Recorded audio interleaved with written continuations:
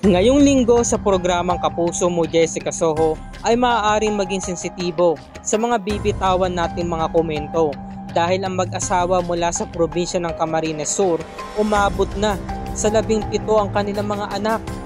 At heto ang sinabi ng ina ng mga bata na nagngangalang Karna. 17 yung anak namin. Taon-taon kami nag-aanak.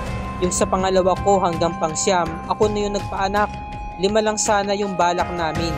Gumagamit kami ng kondom, umiinom din ako ng pills. Kaso hindi ko natuloy-tuloy yung inom kasi nakakalimutan ko. Grabe pala yung marami ang anak, sobrang hirap. May 3 po akong anak na namatay sa gutom dahil din sa sakit. Grabe po yung pagsisisi ko. Pero dahil nandito na rin po, gagawin namin lahat basta lumaki lang sila ng maayos. Bukas ng gabi mga kapuso ay pakatutukan natin at kakamustahin natin ang estado ng kanilang pamumuhay. Matutulungan kaya sila? Sabay-sabay nating alamin yan ngayong linggo ng gabi. Dito lamang sa Kapuso Mo, Jessica Soho.